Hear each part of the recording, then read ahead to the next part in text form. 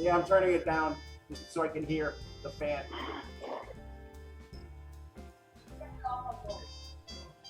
Mode. Okay. Fan. Oh, here. There it is. I'll say this for the heritage brands. I actually like some of the Monte Cristos, those vintage, all that. They're factory. They've got Anyway, you got to check it out, Reinhard. Reinhard, how is my audio and video coming in for you? Am I frozen or?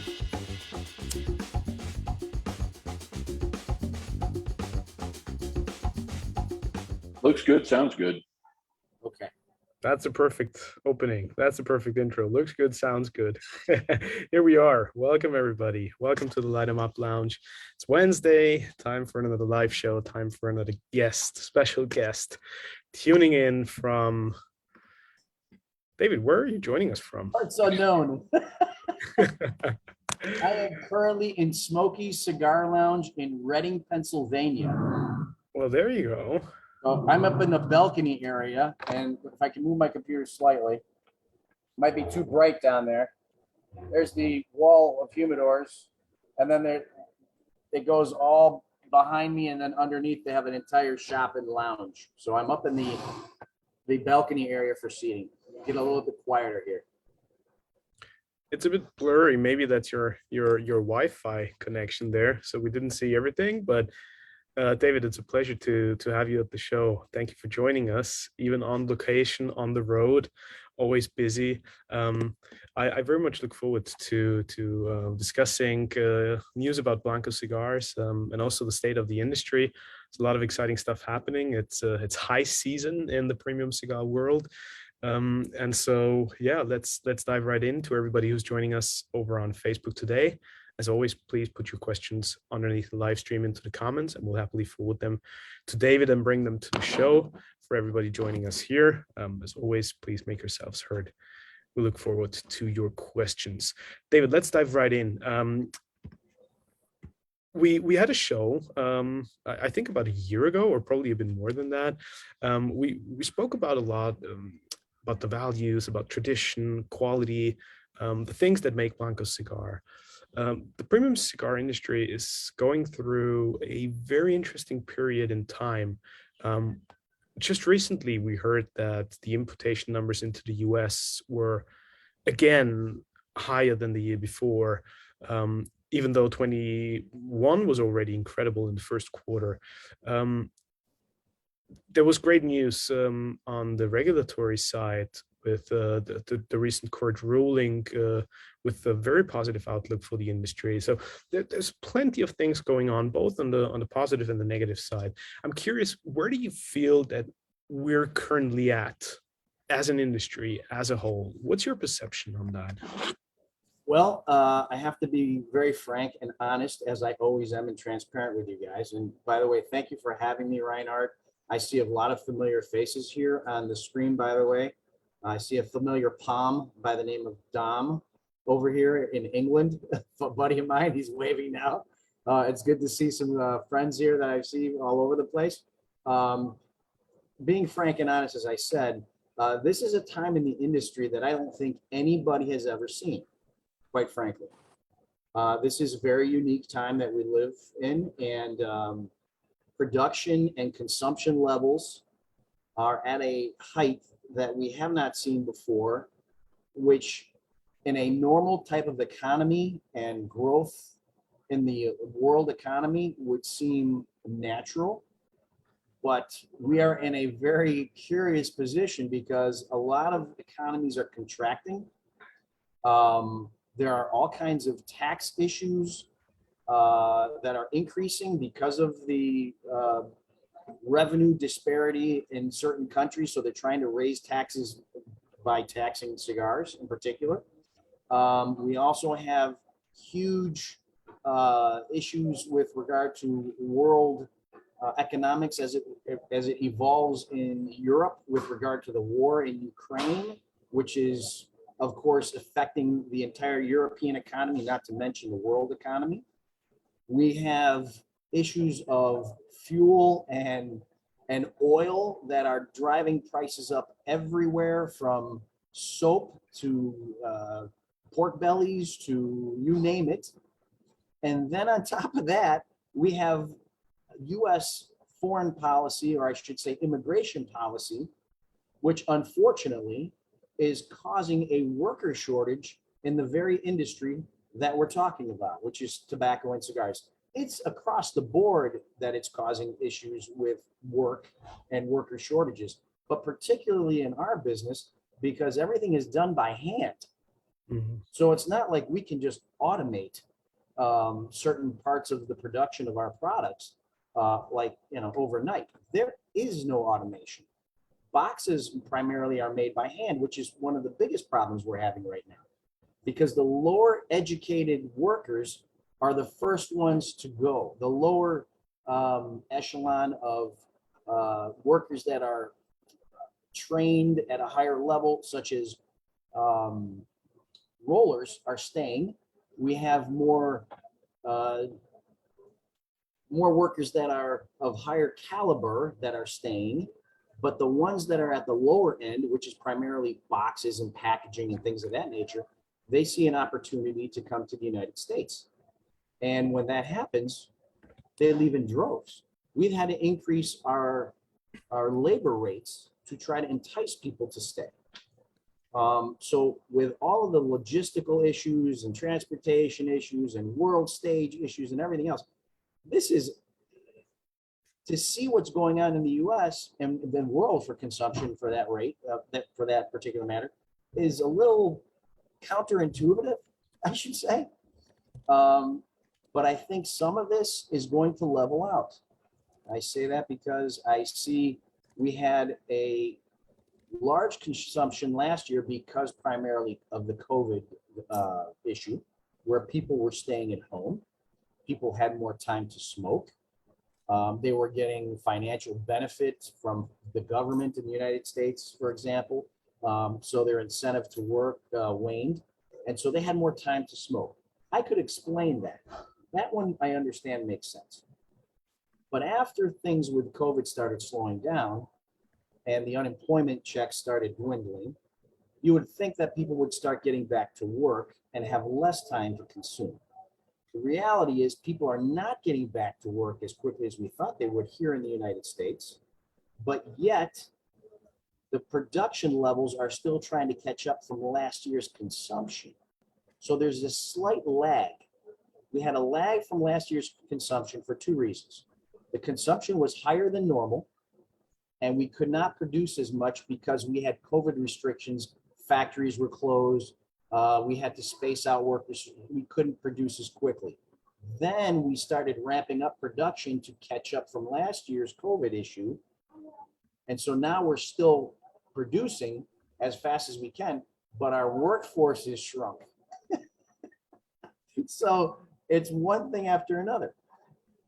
I'm interested to see at the end of this year, when we look back at the numbers, will the consumption be higher or will the importation be higher? That's a difference, right? There's a difference between the importation for what we need or we projected we would consume, and then there's the actual consumption. I suspect that as the year continues to move forward, consumption will drop as the economy gets tighter and tighter with things. So that was a long roundabout way of getting to answer your question, but there are so many facets and factors as to how we got where we're at, where are we actually at right now, and where does it look like we're going to be in the future. Right now, if you ask most factories, they'll tell you they're full to production up to here. They can't make any more cigars. That's because they're catching up from the consumption from last year. Now, when they import it into the United States and the European market and everywhere else, what happens 6 months from now? Where will the economies be in all of these countries? There is another extra caveat in that I'm holding out hope for the New World cigars, as we call them here, that are non-Cubans. The fact that the Chinese government is now involved in the distribution of Habanos, as we all know, that they bought through Altadis, right? I say Chinese government, but it's a Chinese firm. But we all know there are altruistic ties somewhere, somehow, usually with these companies, with the government somewhere. That being said, I've already heard that there are shortages of Habanos all around the world and particularly in Europe. So next month, I shouldn't say next month, we're still in July. In September, in Dortmund, the trade show for all of the New World and the Habano cigars for the European and international markets will be going on. I'm interested to see, because of the shortage of availability, how our market share, that is to say New World cigars, whether they're Dominican, Honduran, Nicaraguan, Costa Rican, pick a country. I'm interested to see how our market share grows, because the reality is retailers need to sell something. And if they don't have the availability of Habanos, we have, within reason, because we are also going through what I just told you, some issues of ketchup, how much will that affect our market share and growth into new markets? I'm very interested to see, and I'm hopeful and excited. We already distribute throughout Europe, not every country in Europe, but I'm looking to make some new relationships at Dortmund this year and hopefully grow our distribution and our footprint as well. There's a lot of interesting points that you mentioned, David, and plenty of dynamics that I feel could go either way, right? It's a little hard to predict at this moment in time what the next couple of months for the industry will look like. But I'm curious, what was your perception during the trade show? Because in particular, that one aspect of the incredible importation numbers, but probably a slight discrepancy related to what's actually happening on the retail and the consumption of those cigars. I almost felt like, there could have been a slight reluctancy from the retailers when it comes to stocking up during the trade show. But what was your perception in Las Vegas? Because we heard so many positive feedbacks, and that there seemed to have been an incredible atmosphere and great vibe during the trade show. But what about the actual business side? How did you perceive that? So from my perspective, it was very good because I'm a growing brand. Some people consider me boutique. The definition of boutique, as you know, is gray. What does that actually mean? All of our cigars, of course, are premium and handmade at our family's factory. But from my perspective, I'm gaining, since I'm smaller, I'm gaining market share within the United States, primarily because a lot of the larger companies are having some difficulties satisfying their consumption for their current customer base. Many brands, I should say, many larger brands out there are not opening up new accounts, for example. So there was no opportunity for shops that wanted to expand and have those brands into their shops. There was no option for them to do that. So they started looking at other brands that are out there that actually have availability of cigars. And this is where a brand like mine continues to gain market share. I will say all of the companies that I spoke to at the trade show said their numbers were up from last year. I'm sure some were not, but not that I didn't speak to everybody, but those that I did speak to, the larger companies, were up from last year. And that's a testament to what we're doing with regard to the quality of our product. The question becomes, and has been for the past year, those that have had product on hand available for shelving for the retailers have done very well, because many brands, and I'm not going to mention any names because everybody has their individual problem issues with regard to getting tobacco or fermentation time or box production. There are many brands that had huge back order logs for months and months and months. So at some point, these retailers start turning and saying, I have to put something on the shelf, and I have to put something of quality. And so places like mine and companies like mine that have a huge portfolio that they may have had a portion of my portfolio on the shelf will now say, what else do you have, Dave? Because I have this space on the shelf. Do you have a cigar similar to this area or genre that I could now try, because I just can't get product from, XYZ company? And so for me, that happened a lot. In addition to that, this show, we had international companies coming back, international distribution, which of course we haven't seen for the past few years because of travel restrictions and COVID. So we opened up five new companies came to us and said they were going to open up. We're in the process of doing those. That includes Turkey, Dubai, Chile. I'm forgetting the other two off the top of my head. They're going to kill me. Those three for now, and maybe I'll think of the other ones. But we had those three in particular come to us. What were the other two? I can't remember. But, Hong Kong. So two people came from China, actually. And then there was one other country, and maybe I'll think of it before the interview's over. But so, again, international customers are back. And I think it's a perfect storm. It really is. It was a consumption high because of COVID, and now we're trying to catch up for the next wave. The fact that Altadis is now sold the distribution to Cubans is going to play a big factor in keeping us higher on that wave than had we otherwise been if they had normal production and distribution issues, which they do not now. So I think we're going to catch the New World companies a second wave into the European and rest of the world because of the shortage. I believe that is just beginning for Habanos cigars. And I think will continue for many years.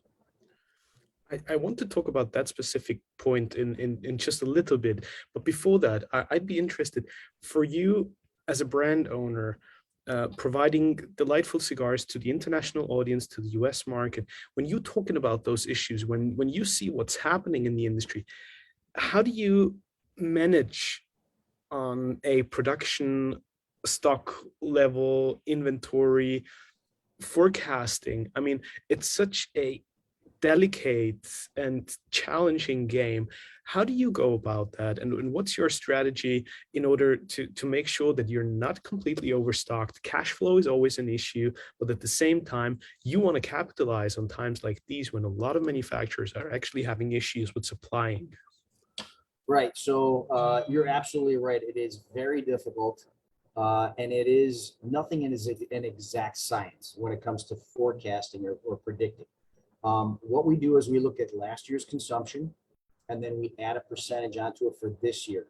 So in particular, I am in a position that might be better than some to be able to command production levels because of our family's factory's capability. So I refer to my family's factory.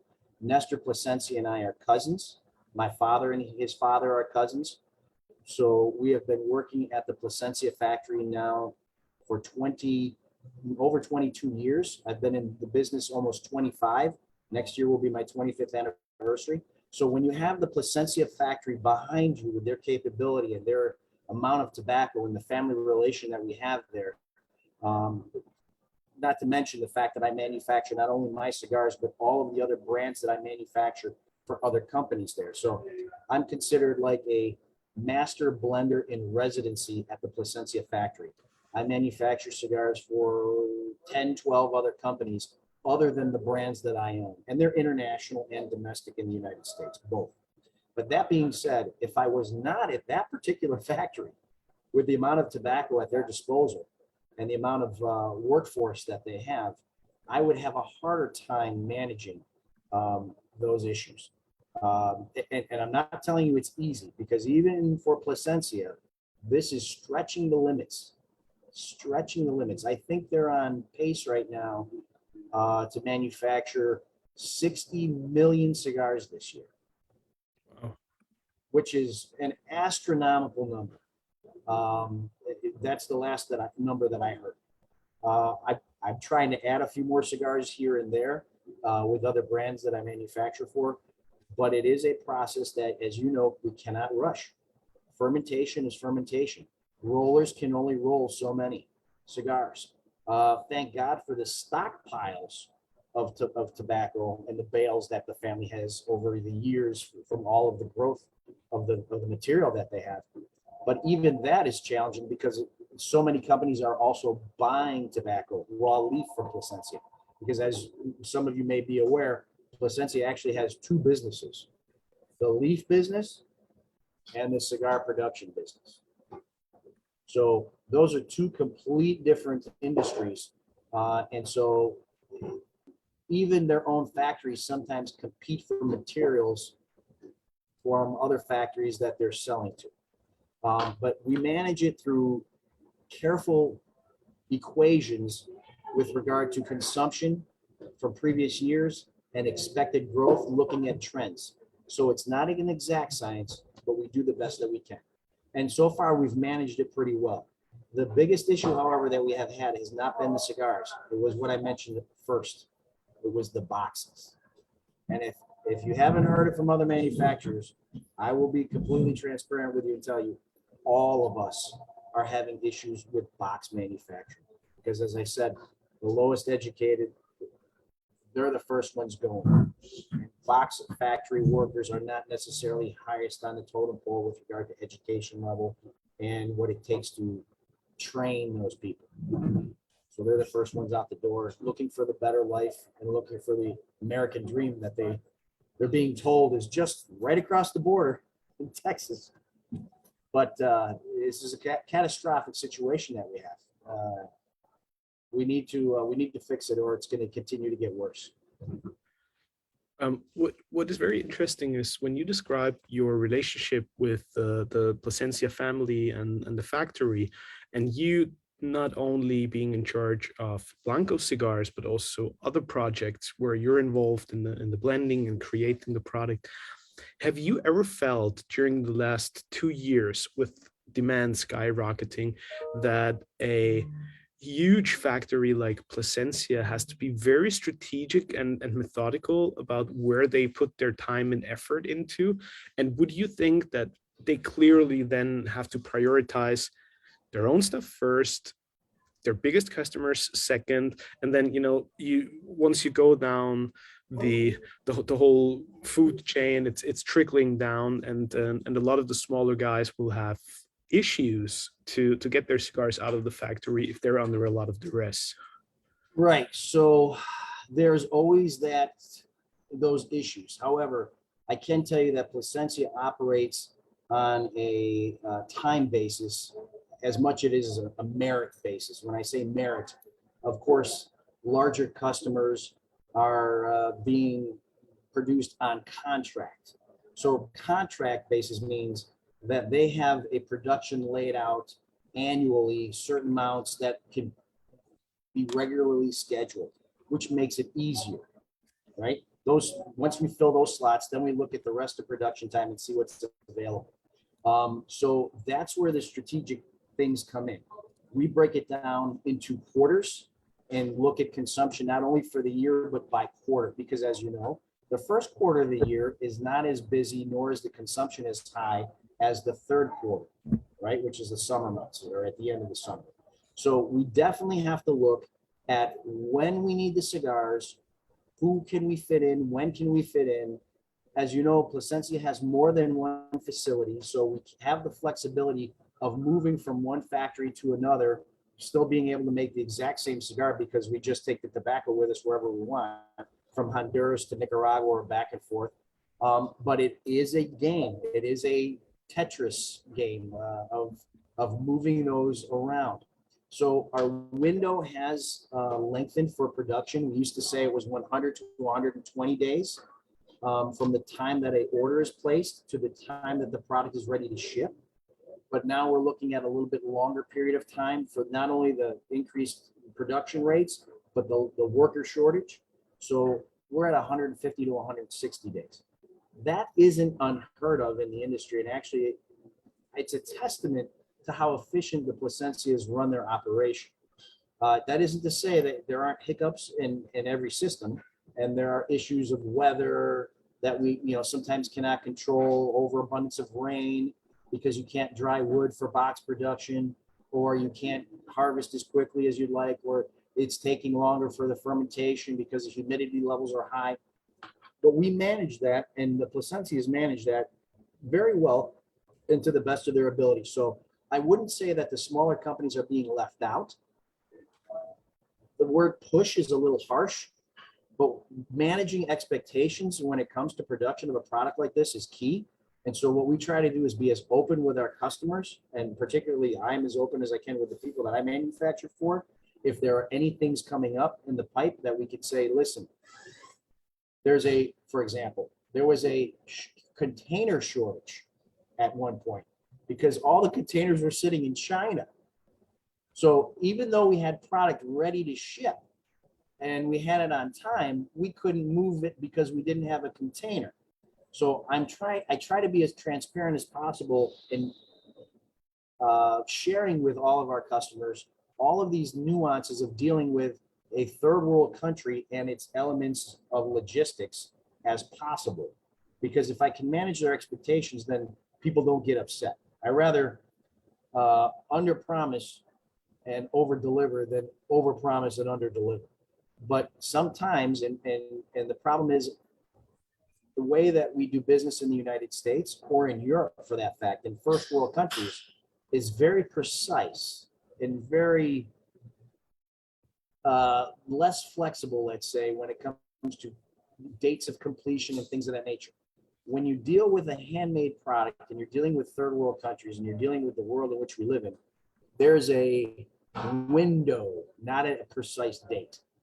So you might shoot for a date, but you have to build in that plus and minus with regard to the time allotment for any of the things that could possibly go wrong or possibly delay things. So it's been hard to manage some people's expectations because they're not used to doing business that way in the United States or in Europe. When you give them a specific date, they want it on that date and that's it. But, you know, it's just not the way it works. It's just not the way it works. Taking all of that into consideration, what does that mean for you and Blanco Cigars in particular?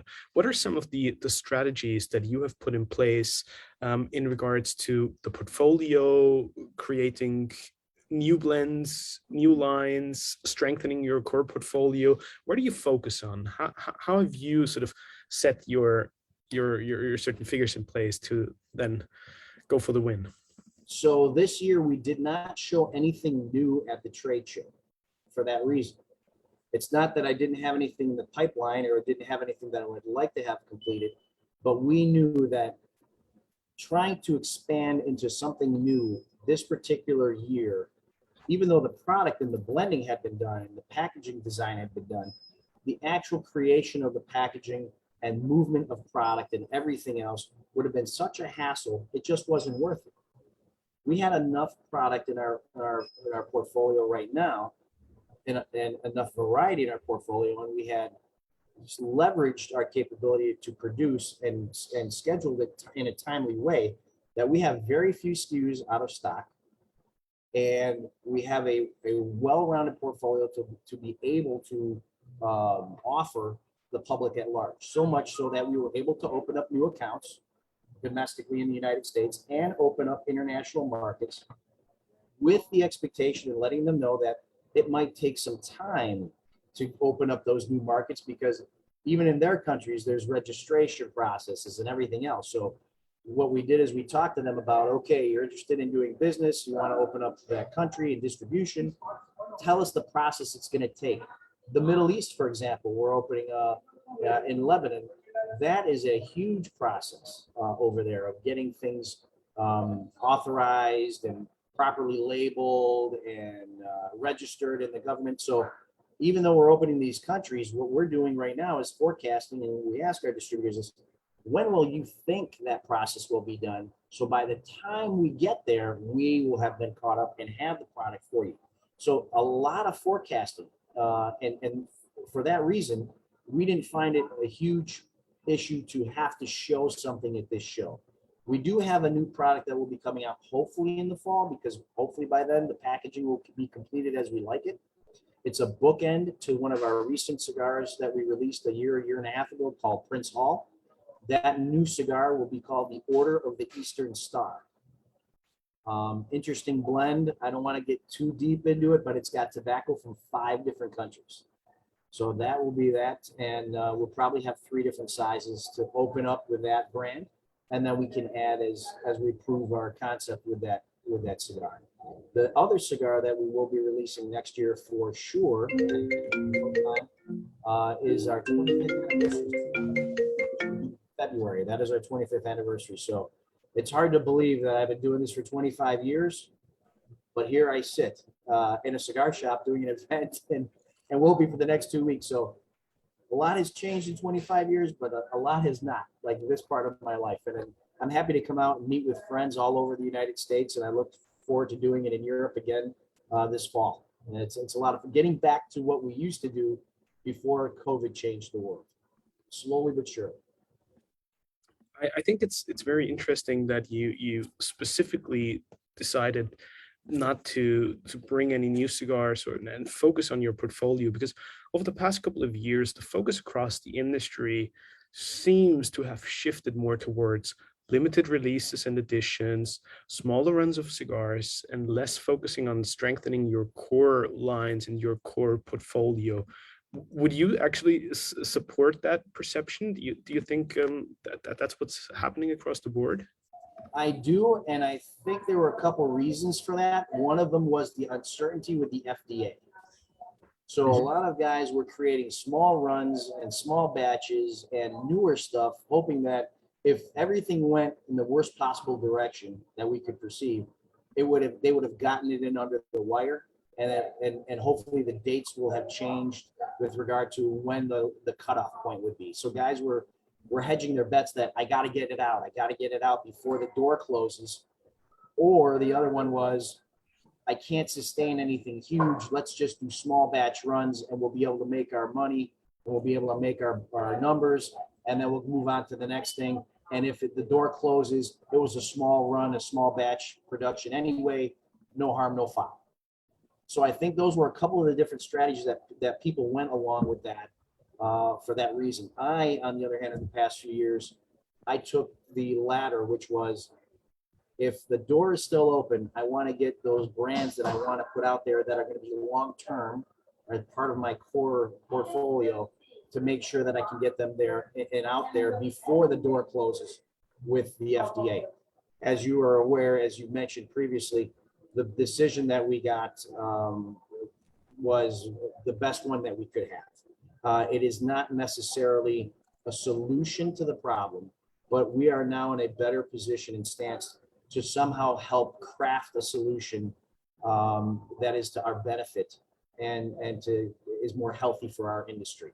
All this was is a kick the can. I guess the 26th of July is when we have to have a response to the court with regard to our ideas of moving forward and how we would like to move forward in conjunction with the FDA, and or what we would like to see happen.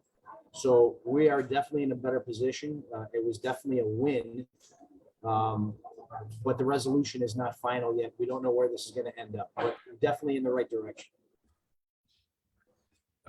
Andre, our dear friend, was asking over on Facebook whether the 25th anniversary will be a regular production release or a limited run.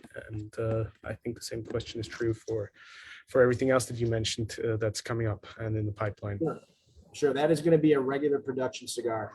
It took me a long time to get to 25 years in this business. So I plan on enjoying that cigar for as long as I'm around. Until the next anniversary comes around, probably the 50th then, huh? Exactly. I hope to get to the 50th. So, boy, oh boy, by the time that happens, I'll be walking slower, and I probably won't be doing interviews from cigar shops. But you never know.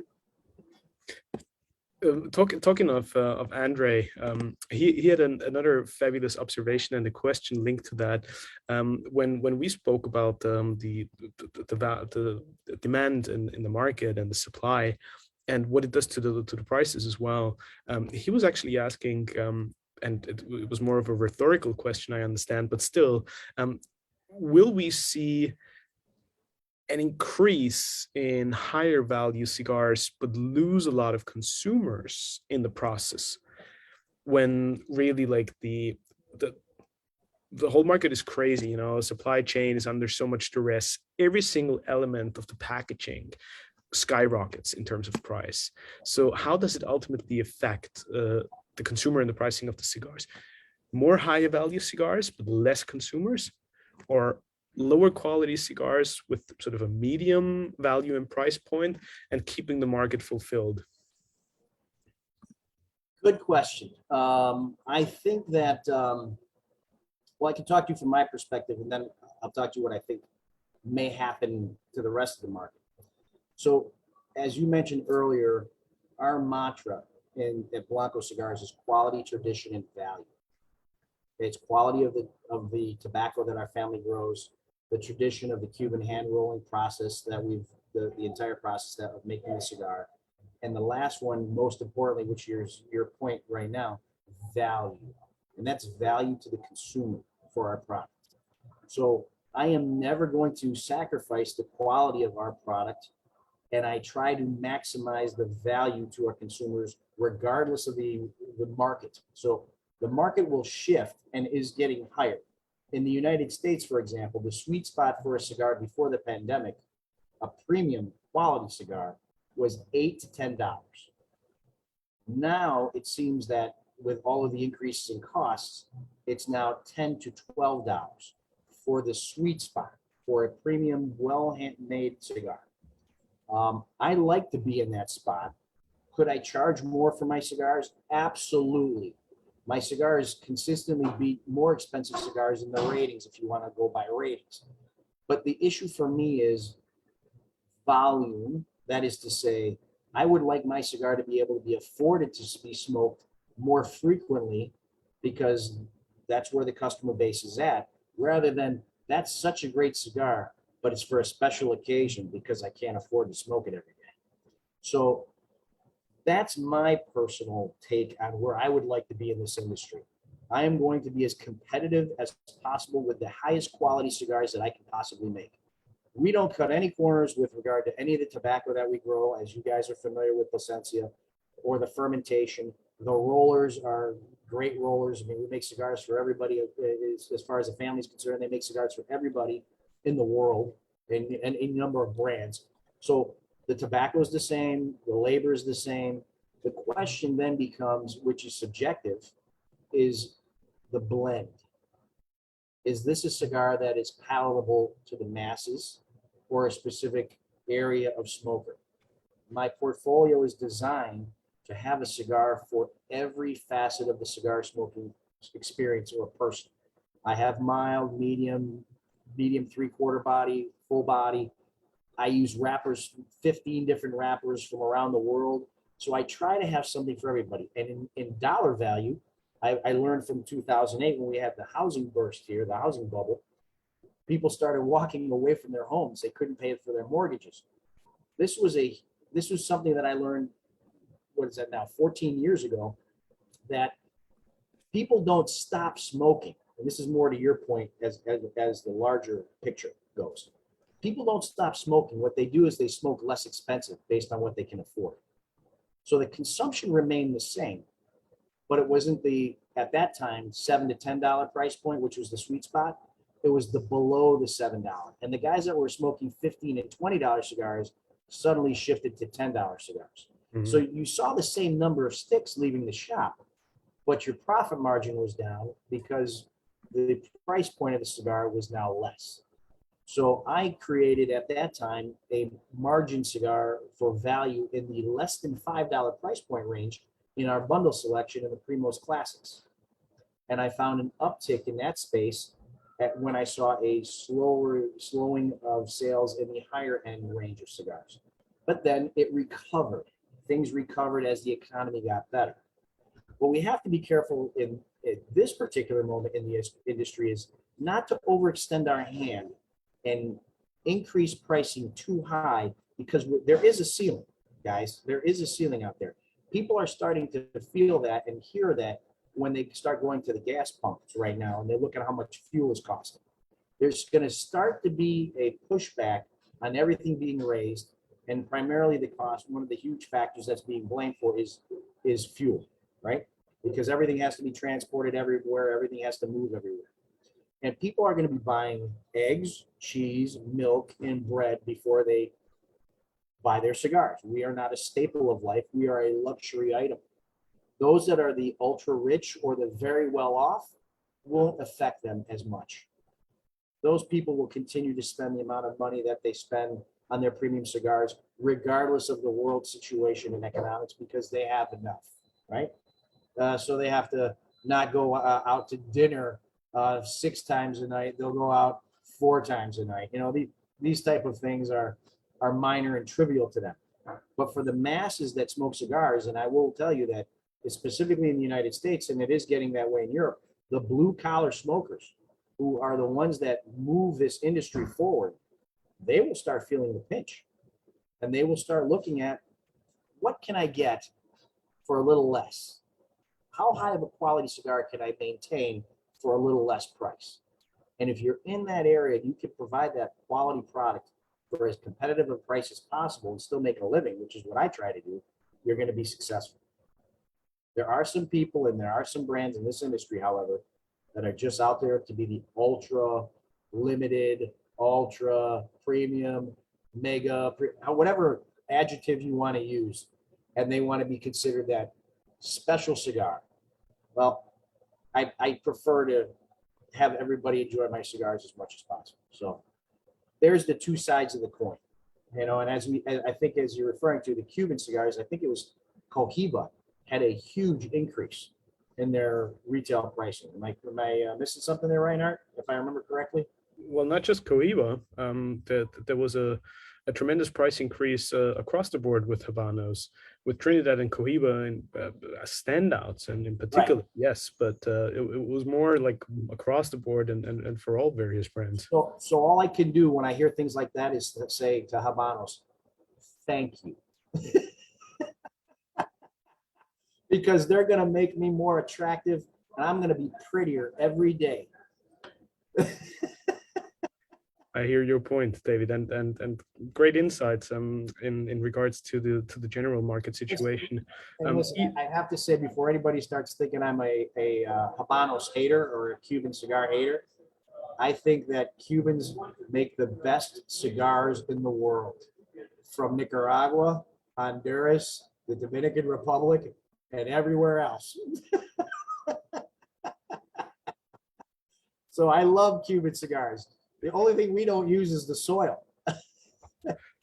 The experience, the education, the generations of toil on that island that our family has gone through continues. It just continues in another geographical area. We took all of the brain trust with us, right? All of those years of experience with us. Every time you move to a different country, it takes time to understand that particular geographical region. And as you can now see, as our family's been in Nicaragua and Honduras for 40, 50 years, all of us have now perfected what we were, as our families were doing in Cuba 40, 50 years ago. So now you see this huge upswing in cigars from places like Nicaragua. I mean, the center of the universe for right now with cigars is Esteli. Could you have imagined that 10 years ago? It's unbelievable. Unbelievable. Ian had a question for you, David. Hi, David. Hello, my friend. Hi, we met in Boisdale a few years ago in London. I remember, and I look forward to coming back to Boisdale. I love that place. Yeah, well, I'm coming to Florida in October. And, well, one of my questions was, where can I buy your cigars? And also, will the order of these try them? Okay, I heard where you can buy our cigars, and then your microphone cut out. Oh, yes. And will that be available in October? Will I be able to? Well, again, the microphone is cutting out, Ian. I don't know what's. Sorry. Don't move. There you go. If you don't move with it, might stay okay. Okay, I just. Ian, I think your cable is probably the issue. It's probably not the microphone, but maybe the cable is a little. Hang on. I'll try it just on the. Does that be better? Can you hear me now? Yes. Yes. Yeah. So that's just on my. I'm not using my microphone. So just where can I buy your cigars in Florida?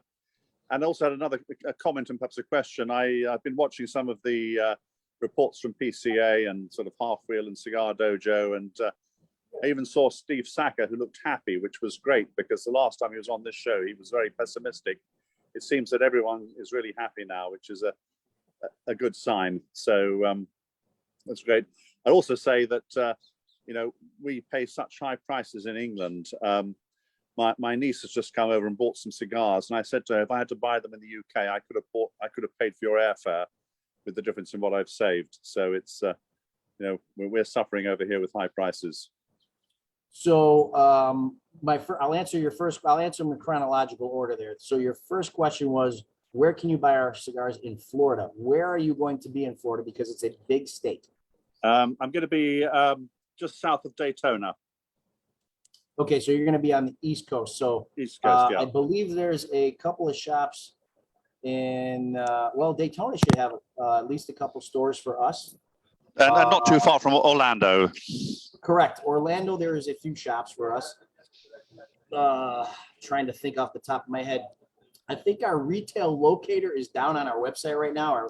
Our website manager is taking a look at that right now. We don't know why, because we have a place specifically for somebody like you to go ahead and punch up where you can find our product.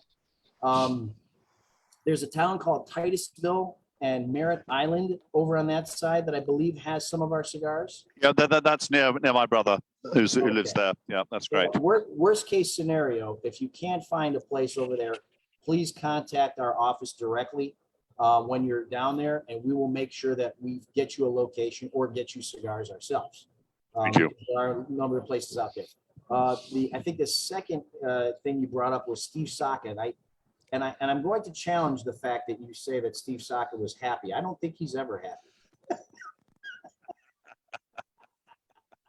I kid you. Steve is one of the smartest guys I know. Just ask him, he'll tell you. Other than that, I concur with your assessment on your tax situation in the UK.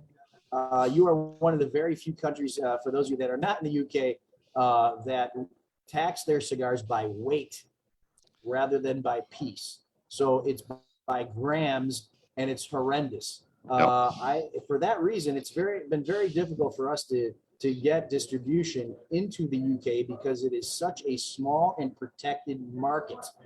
The guys that are distributing there have the brands that they can afford, and it's kind of like if they bring any more brands in, I think they feel that they're just going to consume themselves. It's going to be eating themselves rather than expanding the market, because there are so many cigars being bought from outside of the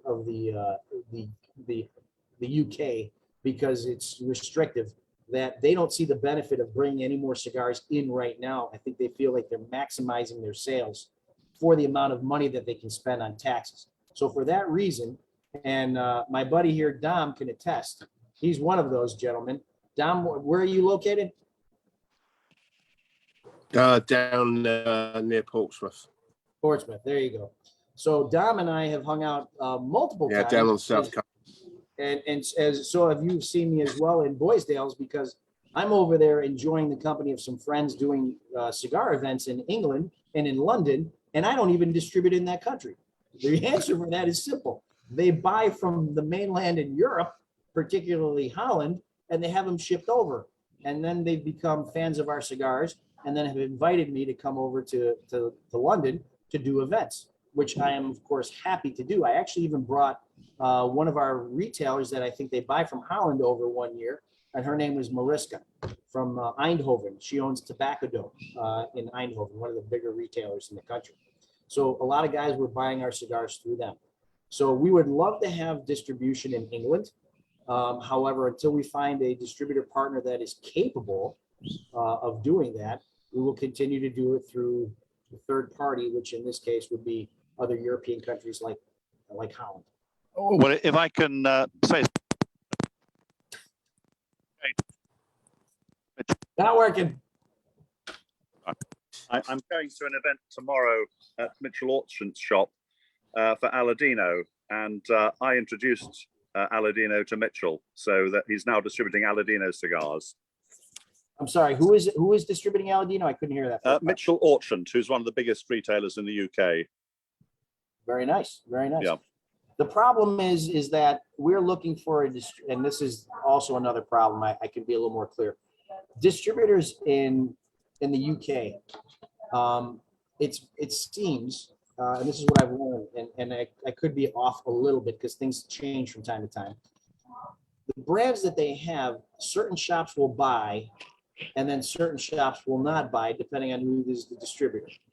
So if you distribute with one guy, you're going to have a certain set of shops, and then you'll have holes because he doesn't work with those shops. But if you distribute with another guy, he'll fill these shops, but not those shops. Unfortunately, the way it works is that the distributor has exclusivity. So it's very difficult to find that whoever you go with, there's going to be areas and shops that are going to be left out because of the relationships that are with those distributors. So that's also the other difficult issue in finding the right partner to work with over there. And working with a distributor is definitely a partnership. Because I travel so much, the support that I give my distributors is that I go to their country and I do events in their country. I will work with their sales force if they have one. And I will personally go out there and do what I do here in the United States. And you know, I used to travel 5-6 weeks a year and go throughout Europe to all the countries that we distributed and do events. That's not going to happen this year because of the situation. I will be hopefully going to Dortmund for a shorter stay, but I probably won't be traveling all over Europe, partly because of the war and because of the economic situation that I don't think would be as beneficial as it normally would be. But we're still looking. I'm not giving up on England by any means. Good. Thank you. Thank you, Ian. And I think probably one of the takeaways for all the people watching and for regular cigar consumers is just how challenging and intricate the whole cigar world and the behind the scenes of the cigar world can be at times. And for regular cigar consumers, you know, when you just go to your favorite retail shop and you pick up a cigar and you light up and enjoy it, it all feels rather easy, but the behind the scenes is so complex and certainly challenging. Memory became a in quite factor. many markets. So always good to get a little bit of that sort of behind the curtains look. One of the guys who has experienced that firsthand, like very few other people, is our dear friend Rad over at the Leaf Masters in Dubai. Rad, welcome, buddy. I hope that you had a tremendous trade show, great time at the PCA, and thanks for taking the time and joining us again today. Always. Are you kidding me? I had a great show. I'm jet lagged as hell. As you grow older, the US trip just becomes more difficult. And this time, I just can't get over my jet lag. David, hope you're doing well. I'm so glad and honored that we have had the chance to meet. I'm very excited about the prospect well, not the prospect, about us working together and definitely having your cigars in Dubai, the UAE, and the region. And I thank you for giving us the chance, and I thank you for your trust. Oh, the pleasure is mine, right? And gentlemen, this was one of the countries that I was mentioning that we had discussed with Reinhard for Dubai. So it is an honor to have met him. He comes highly recommended from my very good friend, Jeremy Costagli. So I have to give kudos to Jeremy for introducing us, and he put me in good hands with you. I look forward to it. Thank you very much. You don't get a lot of good stuff from Jeremy that often, so when you get it, just hold it and run with it. Thank you. You know, I'm just interested to pick your brain about something that I kept on hearing while I was at the PCA, and it relates to boutique brands. I'm a person that's very much focused indeed about, you know, the mainstream or the big brands. However, I really believe in the add-on and in the value boutique brands do in terms of creativity and in terms of the spin they put on things sometimes that major brands might not do because they believe are not feasible or not financially viable or. And everybody now is talking, or I heard that from several people, that how they believe over the next 2 years, a lot of brands are going to disappear because of track and trace, because of a lot of other things that are coming that are very expensive in terms of value. And so I cannot help but to wonder what your thoughts are about this, especially that we see now there's a lot of consolidation and there's a lot of acquisition that's happening. For example, Room 101 that was, a couple of months ago acquired by STG. STG, exactly. And obviously there's a couple that are in the pipeline as we speak. So what are your thoughts? Is it going to be more of brands disappearing rather than, or more of consolidation, or is the assumption that a lot of brands are going to disappear because they can't afford the $500,000 they need for the track and trace is not necessarily correct? So I think that both are going to happen. I think that the market is oversaturated with premium cigars brands right now.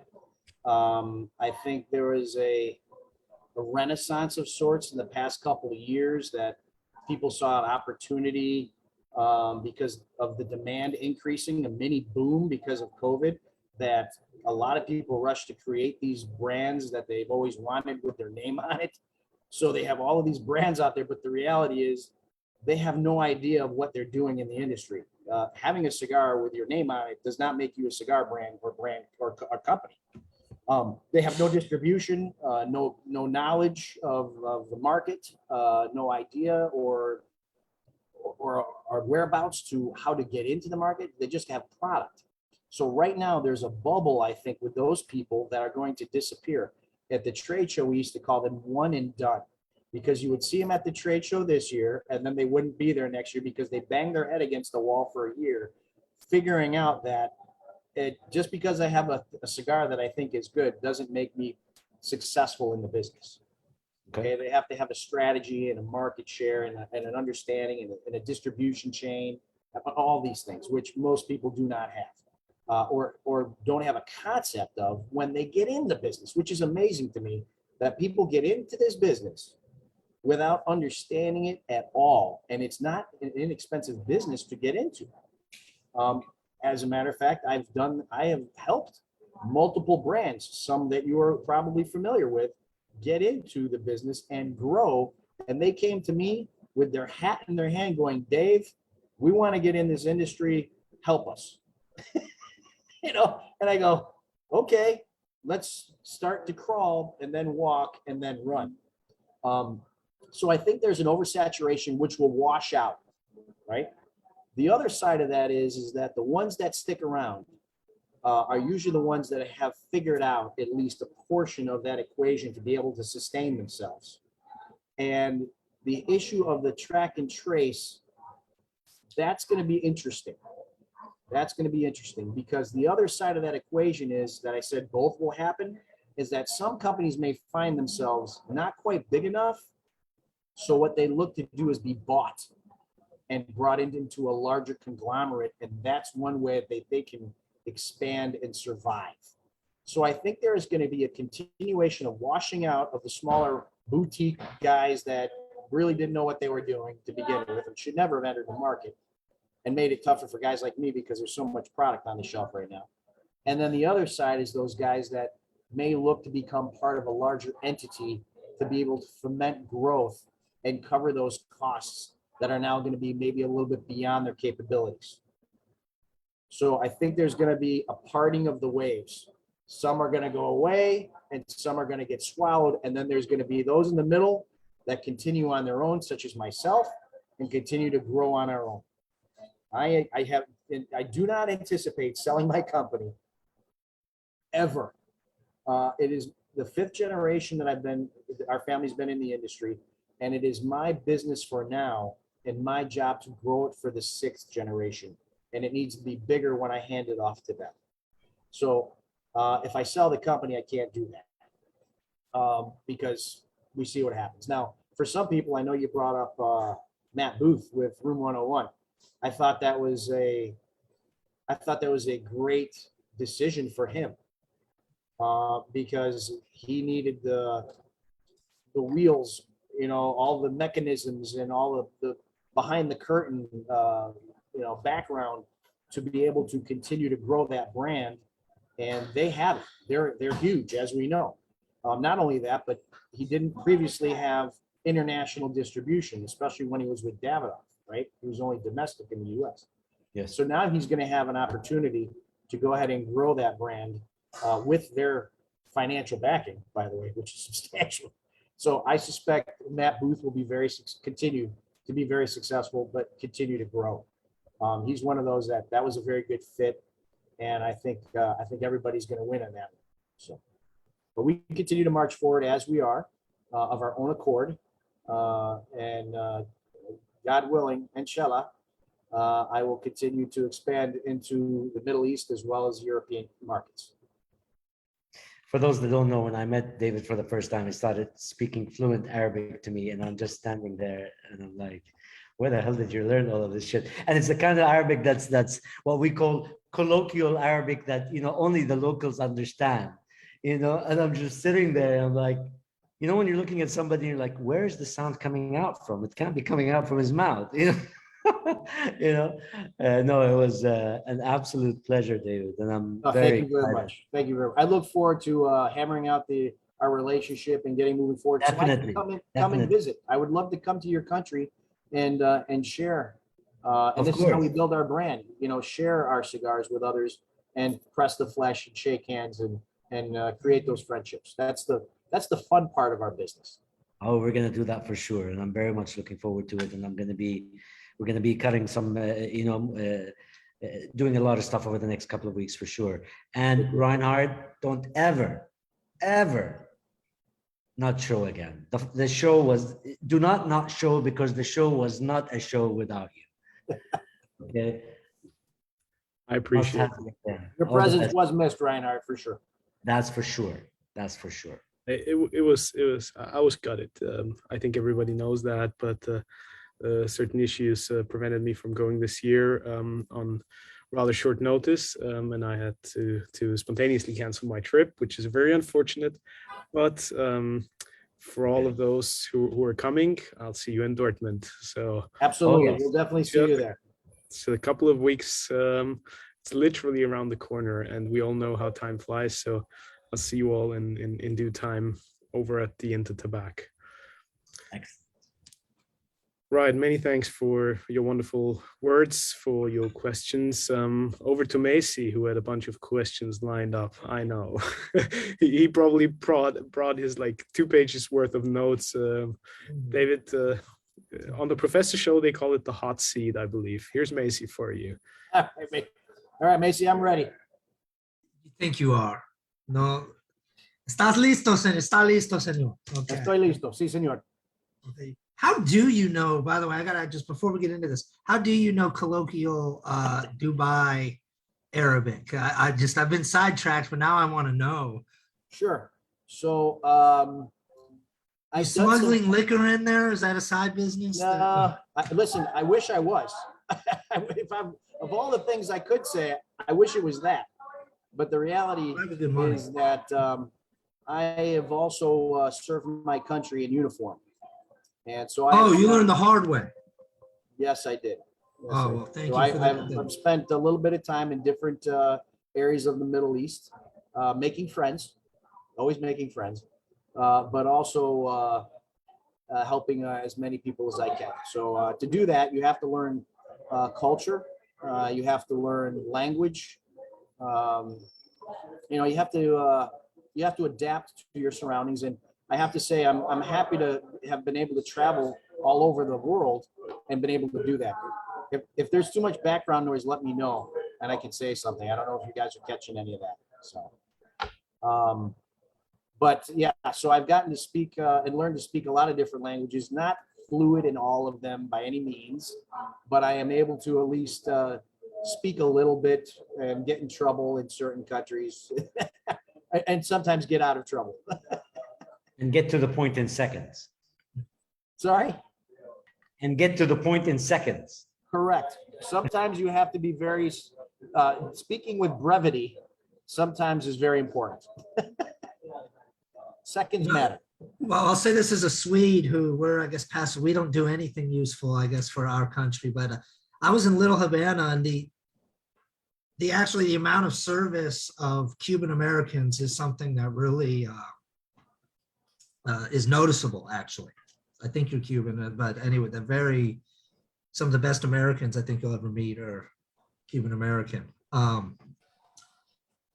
Okay, now we get to the hot seat. Sorry, Okay, now all it's heating. You feel okay? Let's torch this baby like a Blanco double Corona 7.5 incher.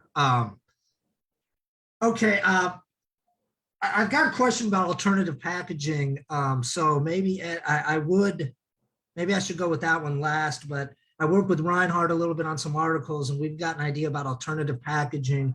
You talked earlier about box issues. That was, I thought, really interesting. So after we get done with this, I'm hoping maybe you'll circle back and give us a soliloquy, Blanco, on alternative packaging concepts, what you see happening, your opinions, maybe ideas that you have, any of your thoughts on that, perhaps cost save, the effects it would have on consumers, producers, you name it, anything about alternative packaging that comes to your mind. I would love to hear that.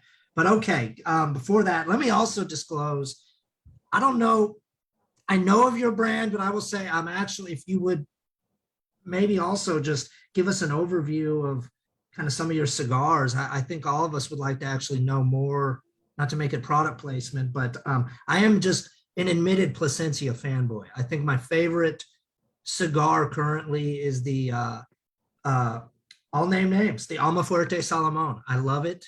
I think the Ometepe, what is it called? The Almafuego Lancero is also excellent.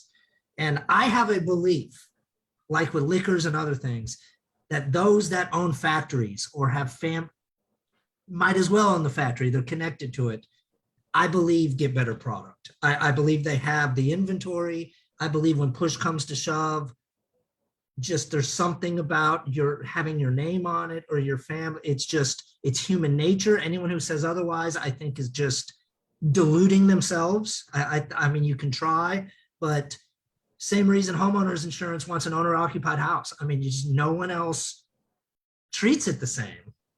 And so I think whether it's Four Roses bourbon or a Buffalo Trace, you've got these other folks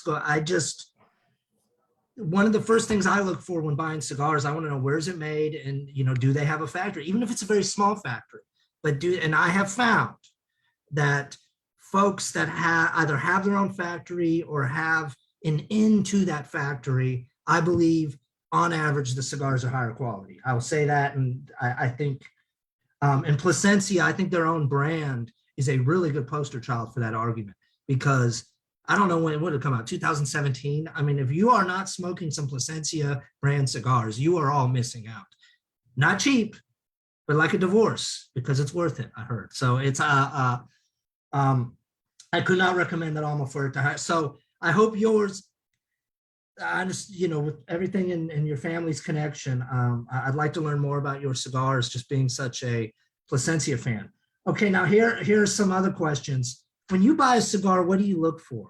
I mean, for example, I bought a Davidoff limited edition recently. I like to get, but I know there's a lot of profit there. It's not a $35 cigar, and I will name the name. It's probably a $15 cigar with $20 markup. I don't know the exact numbers, but so are there when you buy a cigar, or you look, I mean, are there certain things you look for and you say, the fillers being, what is it with your inside knowledge that you say, there's good value in this cigar, even if it's a $100 cigar, but there's good value. I'm looking for this, this, and this. And where are corners kind of cut? Can you give us the inside baseball on that? Because I don't produce cigars. I'd probably love to put my name on them like these other people. No, not have a better name. But I'm really interested in what someone who's, fifth generation, what you look at when you are actually inspecting a cigar and whether or not there's good value and that sort of thing. So thank you very much. And do you think is there hope for anyone not born in the tobacco business to enter it? And I mean that seriously, because it seems like if you're not born in it, it really is an uphill climb. And I think that's one thing a lot of people want to get in it. We all like cigars, but I mean, I think I'm a lawyer. I think it's crazy almost to be a lawyer or not come from a family of lawyers. So I'd be interested in your thoughts on that too. Hot seat over. Okay, I'll try to remember all of those. Let me start with the last one first. It isn't, yes, there's the possibility of success not being born into this, and there's many examples of that. Matt Booth, since we just spoke to him, being one of them. I will use another one of my friends as an example, Pete Johnson. Although he's kind of now married into it, he didn't start that way.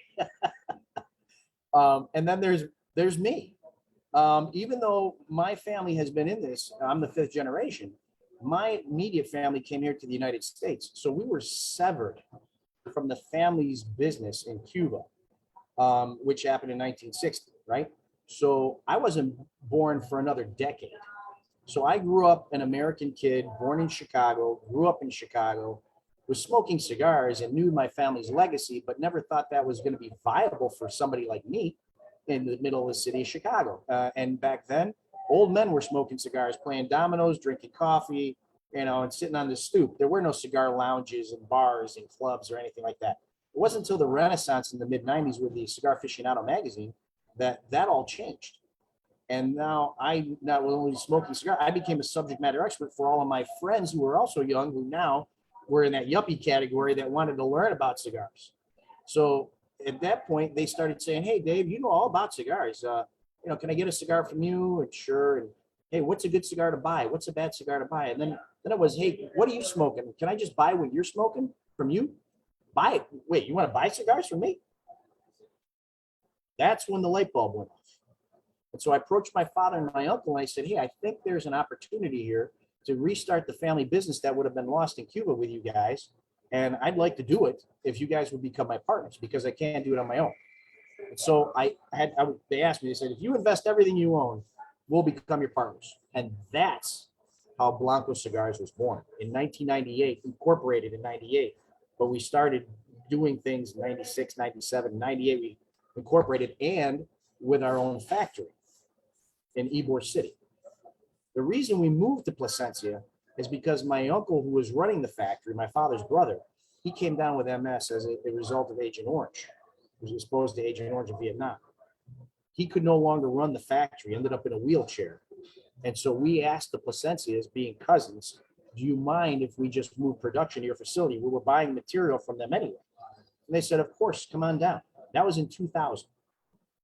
So the evolution of my company from some kid, even though his family had Cuban roots and Cuban heritage, from the city of Chicago to the international brand that we are today, was a 25-year evolution.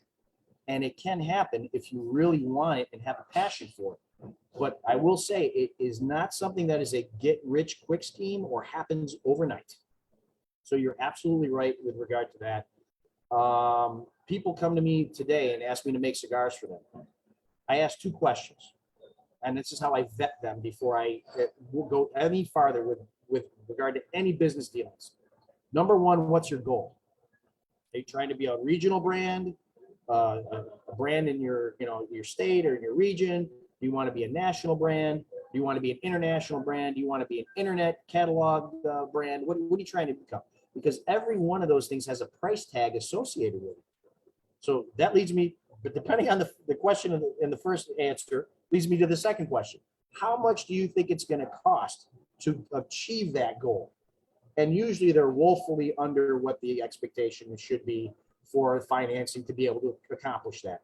And that's where I say to myself, okay, well, I don't want to waste your time and take your money, because I'm looking for a long-term successful relationship.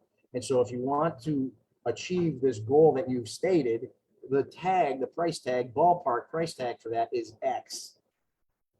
And usually their eyes get this big and they go, "Oh, I didn't think it was that much." And I go, "Well, if you want to be successful, it is. If you want to just try it and burn your money, I can just start a fire here. We can just burn the money now. It's a lot quicker." So that's how it looks with regard to the potential for somebody to get in the business. You asked me about what do I look for in a premium cigar. There are 4 links in the chain of producing a premium cigar. One is farming. So that has to do with the tobacco that you're using. And as you mentioned, Placensia is one of the experts in their farmers. These guys, Nestor and his father and his cousins, they know what they're doing. So I'm in very good hands with the first link. The second link in the chain for premium cigars is fermentation. You can have the best tobacco in the world, but if you don't ferment it properly or don't ferment it completely, it's going to be wasted. You're going to ruin the tobacco. If you have properly fermented tobacco from all over the world, like the tobacco that at Placensia, because they're the largest growers and they make so many cigars for people, they're also the largest purchasers of tobacco from around the world. So I have access to all of the colors on the wheel as if I was a painter to be able to create whatever I want, which is very rare. And you can't do that in a lot of factories. So my availability of tobacco that's good tobacco, properly fermented, and the variety is second to none. I'm very lucky to be able to have that opportunity. If I may interrupt, how do we know? Is it by the nose? I mean, as a consumer, I mean, we look at the, I mean, Oh, so your question is, how do you know if tobacco is properly fermented? yeah, as a consumer, I mean, other than smelling it and looking at Sure. it. Well, there's a couple of issues there: taste, smell, and combustion. Right. So if something is not properly fermented, it will not burn well, especially Ligero. Okay. Number two, the taste and the aroma will be acrid or ammonia, and that's what some people confuse that with strength. You know, they retrohale and they get this pepper and spice and stuff. Be very particular with what you're getting out of that, because if it's actually more of a metallic or ammonia type of smell, that's a telltale sign of a lack of fermentation. And fermentation is simply a biological chemical decomposition of the leaf. That's all this is. And we do that, we go through that process to eliminate the ammonia so we can get to the roots of the tasting notes and the aromas when the tobacco burns that would otherwise be masked if we didn't ferment it, which is what happens with cigarette tobacco.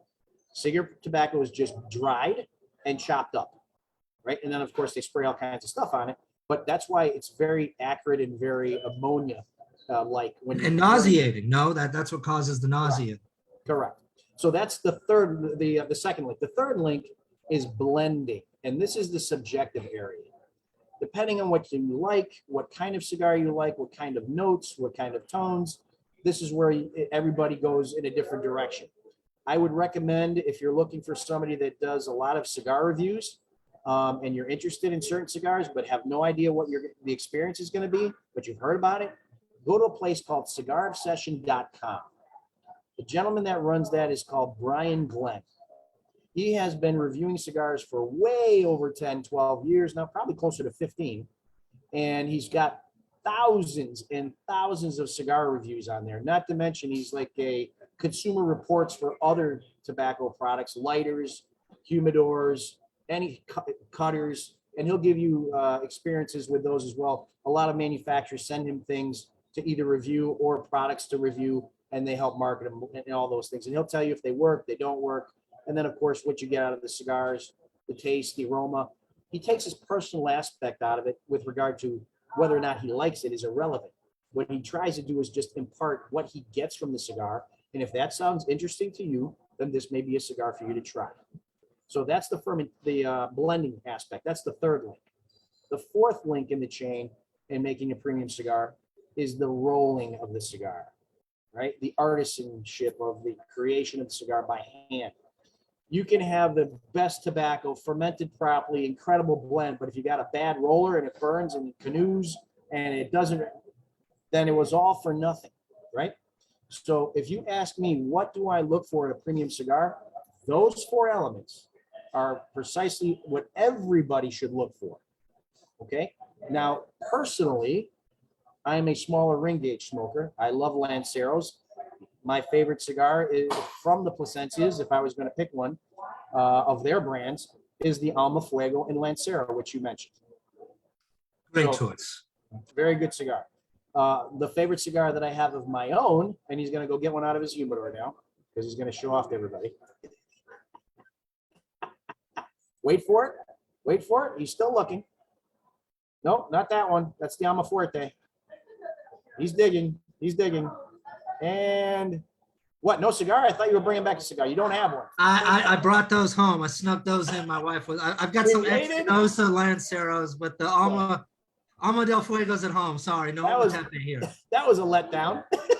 It was. That was better, still better than Ian's audio, but it was bad. So personally, like I said, I'm a small ring gauge guy. So I have made 3 different Lanceros in the lines of cigars that I make. And this is to answer another one of your questions about the cigars that we have. We have the Blanco 9, which was my highest rated cigar and my bestseller. It was rated #1 cigar of the year by consumers on irobusto.com in 2018. It got a 95 in Cigar Advisor, a 93 in Smoke Magazine, a 90 in Cigar Snob Magazine, and Best Buy in Cigar Journal this past year, I believe, as well. That is the Blanco 9. That's actually the cigar I have right here. And is there an online retailer that you're willing to mention? Yes, where there are some there's online retailers that There are have- several of them, so you don't have to play favorites. There are several of them. Cigar and Pipes. I don't know where you're located. Where are you located? I'm in the great state of Mississippi. Oh, sure. So yeah, you have Barely Cigar and America, Pipes. still America. You have cigarandpipes.com. You have Neptune. Okay, I like Neptune a lot. Okay. Okay, there you go. You have Neptune as well. You hit So me on those are just a Neptune. couple to name. So other than the Blanco 9, we have the Liga Exclusiva de Familia, which is exclusive blend of the family. Comes in a Connecticut shade and also a Pennsylvania broadleaf Maduro. And the wrapper is grown right down the road from where I'm here in Reading in Lancaster, Pennsylvania by the Amish. All Nicaraguan filler binder combination on the Maduro. And that was actually given a #2 cigar rating of the year a few years back as well. So I have a #1 in the Blanco 9, a #2 in the Liga Exclusiva. The Connecticut shade I actually blended for my father, not Pepin, my Yeah. father. You're, It was his personal blend. And we also got a 92 in Smoke Magazine with that cigar. Then I have Best Value Cigar of the Year, one a long time ago when we brought it out, Cigar Aficionado, with the Primos Estate Selection. This cigar comes out in 2 different wrappers as well, in 6 different sizes, Habano Rosado and a Habano Maduro. That cigar retails in the United States anywhere from $8 to $8.99. It's in the $8 range. There's 6 sizes. There's, like I said, 2 wrappers. Habano Rosado is more medium, and the Maduro is a little bit fuller body. It's a Honduran Nicaraguan filler binder combination with a half a leaf of Peruvian Ligero. So it gives a little bit of depth to that cigar as well. What other cigars do we have? We have the Above and Beyond, which is a cigar that I manufactured to honor the fallen. We call it the Heroes line. It's to honor law enforcement, fire, EMS, and military. We donate a portion of the proceeds to 501c3s that help families of the fallen, like Tunnels to Towers, for example. It was a cigar that I made all torpedoed, and it has a conical cap on it, which is emblematic of a folded flag that all heroes get at their burial or memorial. It actually turned out to be the first conical cap ever on a cigar. Wasn't trying to be the first. It was the only way I could figure out how to bring a folded flag on a cigar. They're all box pressed. They're 4 different sizes. They're 21 in a box because it's a 21 gun salute. And the oddest thing about that cigar, it got a 91 in Cigar and Spirits, by the way, but the oddest thing about that, it's a medium body cigar with a Habano wrapper, is that I only intended on releasing it in the United States. Well, we sell it in Sweden, we sell it in Holland, Belgium, I think Germany is going to pick it up, and Estonia wants it. So it's all tricked out with a U.S. flag on it. And I was kind of curious as to why they wanted it. So the more I questioned my distributors, it was the story. It was the story that it was honoring fallen, and they all had fallen. It didn't matter that it had an American flag. That was irrelevant to them. It was about honoring those that they knew that served in their country, whether in the military or the fire department or as a police officer that gave their life in service for their country. So they appreciated that part of the story, and therefore they bring it into their country, and we're selling it all over, which helps us raise more funds. So we're very happy about that. Another cigar I have is called Prince Hall. Prince Hall came out about a year and a half ago. It's about a gentleman who I consider to be one of our founding fathers in the United States. He lived in the late 1700s during the colonial period into the war of the Revolutionary War. He was one of the first gentlemen to join the Continental Army to fight in the Revolutionary War. The part that I'm leaving out is the most interesting, is that he lived in Boston. He was a business owner in the late 1700s, but he was black.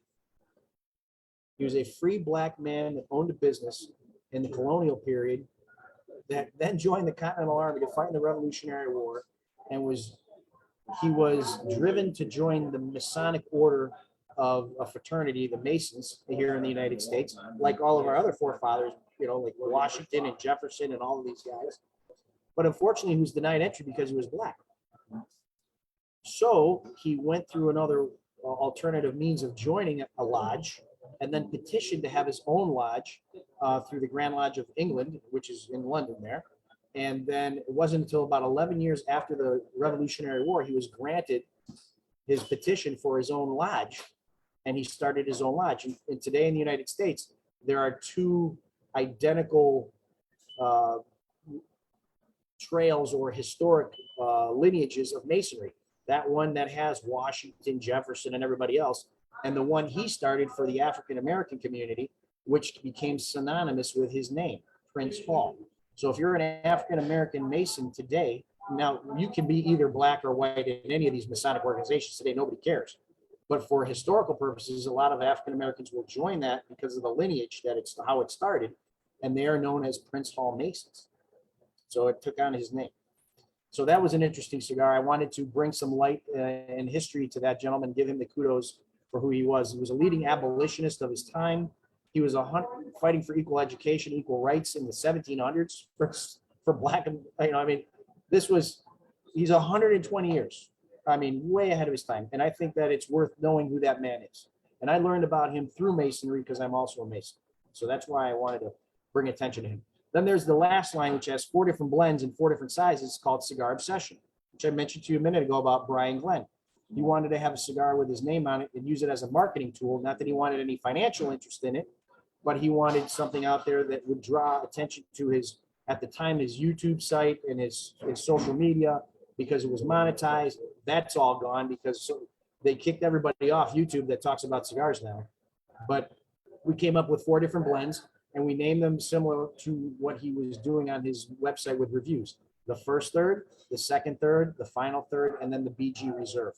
The first third is an Ecuadorian Sumatran blend. The second third is a Cameroon from Africa. The final third is a Habano from Nicaragua. And the BG Reserve is a San Andreas from Mexico. And I even do one of those in a barber pole in the BG Reserve. The first third and the final third both have box pressed lines, which both have lanceros. And the BG Reserve is box pressed, pigtail, and closed foot. The only one that's regularly round is the Cameroon. It's a very delicate wrapper. We didn't want to get any breakage or lose any of the material with that.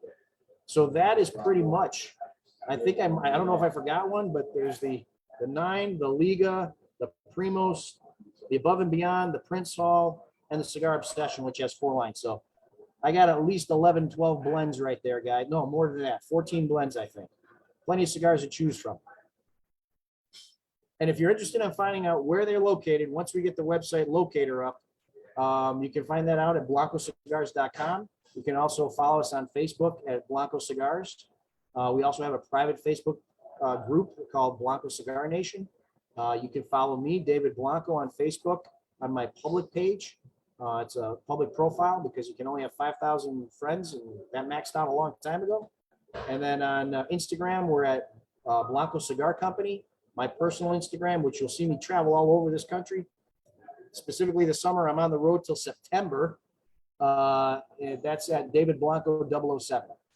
So you can follow me at any one of these links or any way you want. But I try to post every day that I'm doing an event all around the country. And you'll find especially that I like to go to the beach on Sunday, wherever that beach is in the planet, if I can get there. And we call it Blanco Sunday Fun Days. So we try to keep it exciting and entertaining. Right, Reinhard? Very much so. And I today, think I've answered all of your questions, Marcy. Did I miss one? I think you got them. What do you have a final meal cigar? I'm asking you which child you love the most. Oh, So well, it's definitely. What are you going with? You're about to, the firing squad's facing you down. Sure. What that final? It's the Blanco 9 Lancero. Okay, thank you. For sure. Now, if you don't have time to smoke the 9 Lancero, I make it in a 4-inch dog walker. We call it Minuto. So I did that as well. They're in little 5-packs. So. I always have time for the Lance. I make time. All right, who's up next? the blessings of a lawyer. There you go. Seth. I saw a hand with Seth. Go ahead, Seth. Hey, David, I saw, I'm from Evanston, saw you went to Lane Tech. Do you got any Lane Tech stories, or how, or what part of Chicago did you grow up in, and how did that maybe get you on your way, or any type of Chicago stuff you can share? Sure. Did you say you were from Chicago? I missed the first I'm part. in Rogers Park now, but I Oh. grew up, yeah, I grew up in Evanston. Gotcha. So I grew up by the north side of the city on Hamlin and Montrose.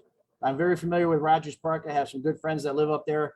I actually went to Loyola University for a minute until I ran out of money for a tuition, not an inexpensive school. Lane Tech stories. Sure. You ever see the movie Ferris Bueller's Day Off? Yeah. Okay, that was pretty much my high school, except I didn't have a friend with a race car, with a sports car. For those of you that aren't familiar, Lane Tech High School in Chicago is about 2 miles from Wrigley Field. So back when I was there, the lights were going up, so they were only day games. And so we would go to school for half the day. The games would start at 1:05. We would meet in the lunchroom, and then we would all go to the Wrigley Field, sit in the bleachers, and enjoy ourselves and play hooky. And then we'd go downtown and we'd cause trouble. And I would never admit that I would be drinking beer at such a young, tender age. But we used to have a lot of fun. Let's put it that way. It was back when you could get away with things like that. I'm dating myself a little bit, but it was in the 80s. Let's put it that way. Other good stories about Lane Tech. It's a wonderful school. I'm glad I went there. My father actually went there, and my uncle actually went there once they came out of Cuba. They finished their high school there. So it's a lot of history, and Chicago will always be home. But I left in 2010 when Rahm Emanuel decided to run for mayor, and I will never look back. Man, thanks a lot. I worked the entire city as a deputy sheriff, and then I, of course, as a Chicago firefighter paramedic. My favorite place was the firehouse behind Wrigley Field because I am such a big Cubs fan. But I worked not too far from the United Center on Levitt and Madison was my firehouse. What year were you with the fire department? 96 to 2003. Did you work with Charlie Bliss? Charlie who? Charlie Bliss? Nope, name doesn't ring a bell. Friend, Dan Labonte? Nope, it's a big department. I think we got like Yeah. 7,000 people on the department. But Okay, all right. All right, thanks a lot. That was, hey, do me a favor when you're done. Go have a Chicago dog for me or something, would you? I miss that stuff. I'm a freelance writer, so I might have, there's a story here somewhere. I'm gonna have to catch up with you at some point. There you go. So how far are you from Devon by any chance? I'm at Ridge and Toohey. Oh, okay. I got you. I got you. All right. Well, enjoy the Chicago weather while you can, my friend. I was born, by the way, at Weiss Memorial Hospital, which is Lawrence and Lakeshore Drive, not far from me. So I'm a North Sider through and through. Thank you. That's great. My pleasure. My pleasure. Anybody else? Many thanks. Let's bring in Oleg. I'm very happy that Oleg can join us today. Hope that you're safe, buddy. I hope that you're doing well, and always good to see you. Thank you, my friend. I look forward to seeing you in Dortmund as well. Thank you, Reinhard, and hello, my dear David. Hey, I actually, when I saw you, firstly, my posts on my community on the Ukrainian aficionado platform, I said, "Oh my God, he's a relative of Jose Blanco," and I said, "Oh, for finally he make his own blend with his son," and I said, "No, it was another guy." But really, I'm so happy that I'm knowing you. I'm always reading the news, and unfortunately, I still never taste your cigars. So unfortunately, we have now a little bit strict situation. From the one hand, it's a war, as you know, and fortunately, I'm still alive. But from some reasons, when my family decided to back from Split, they were under the Marko Bilic hands, and they decided to back because of my mother-in-law.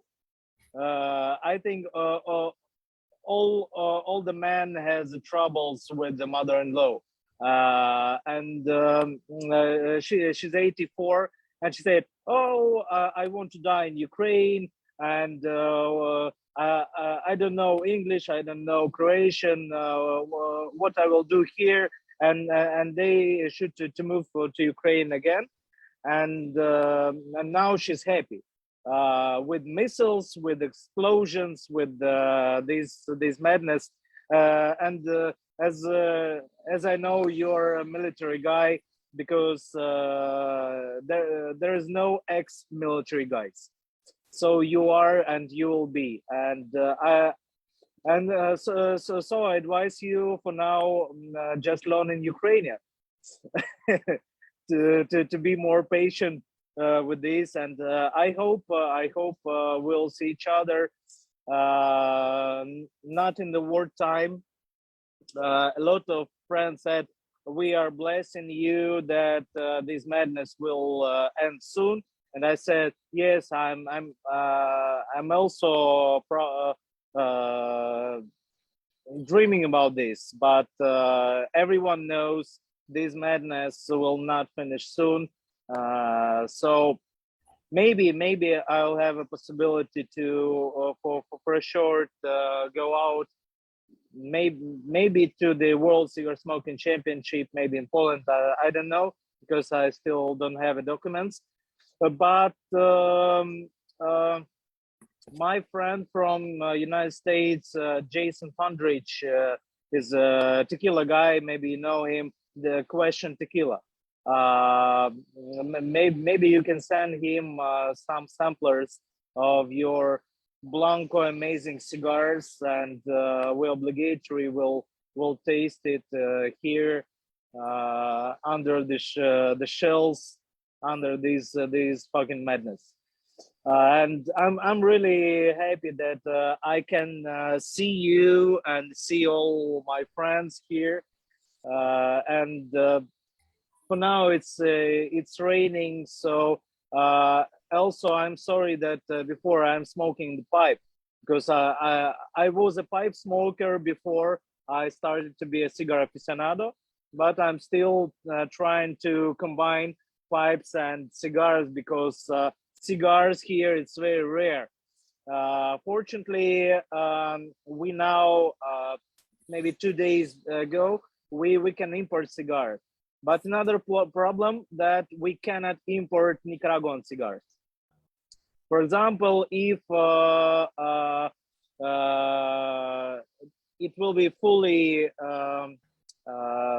like a puros, Nicaraguan puros, but the Honduran company or Miami company, then we can import.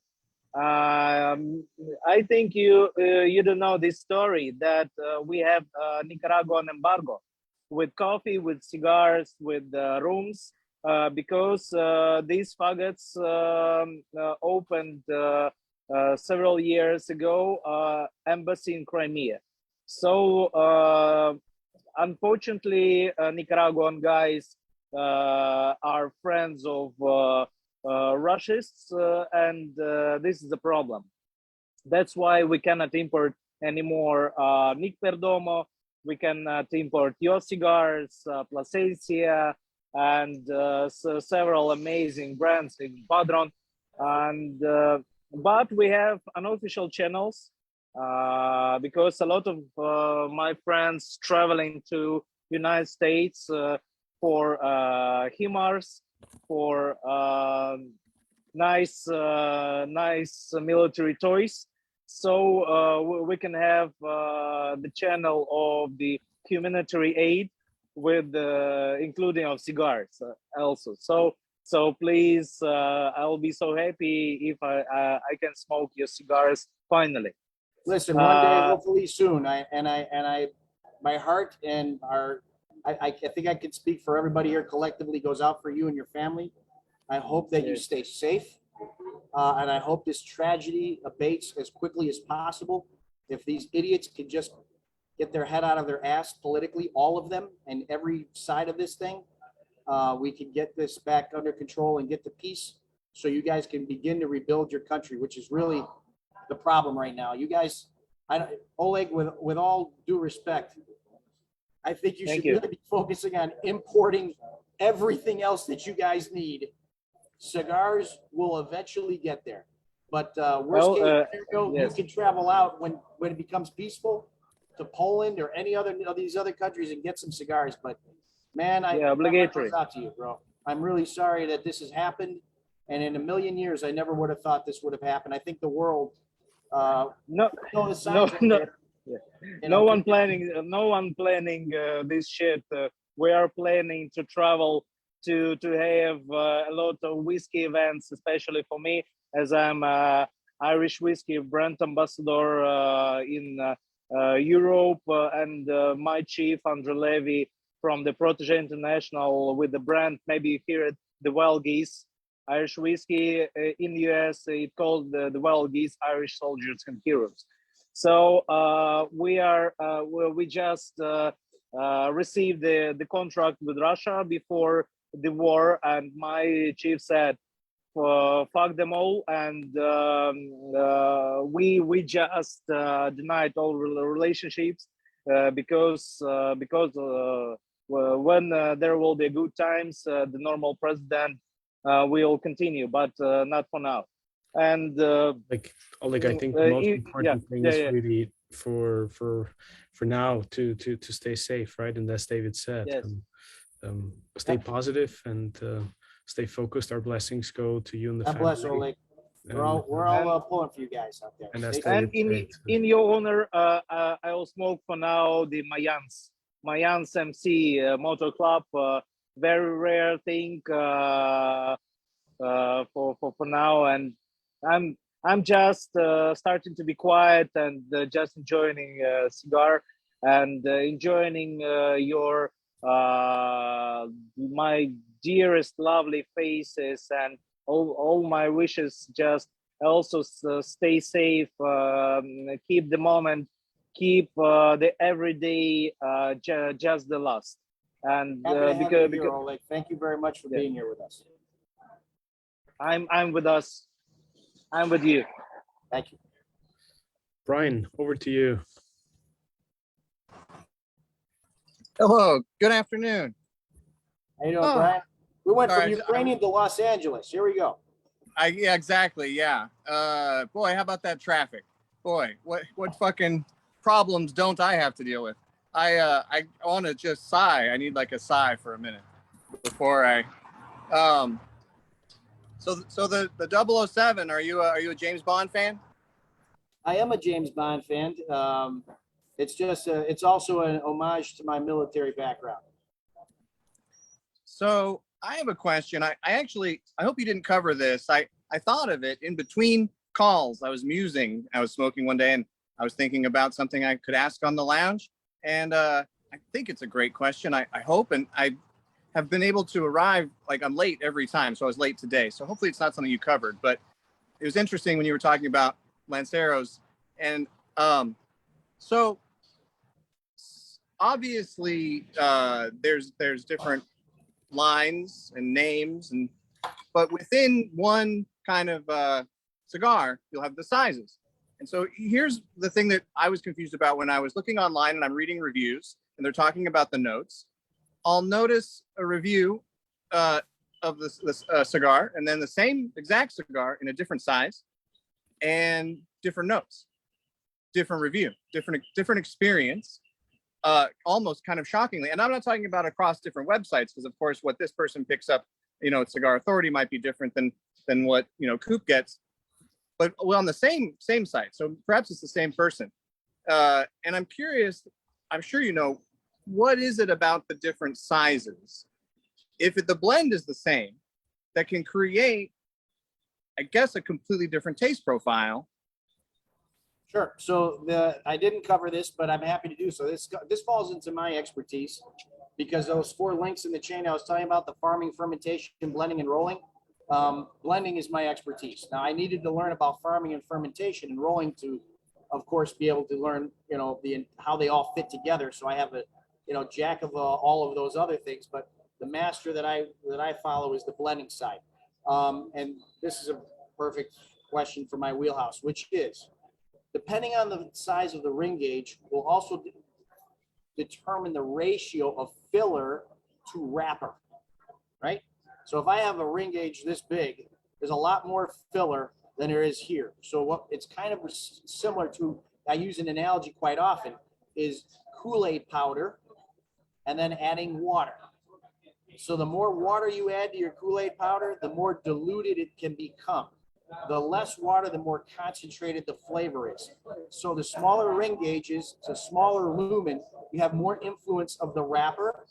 And if you're using some stronger tobaccos, you have very small amounts of those tobaccos with the wrapper influence, and it's more concentrated flavor. The fatter the cigar gets, the more fillers, and will tend to wash out the blend a little bit. Now, not necessarily all the time. Now, when I say large ring gauges, we're talking 60s and 70s.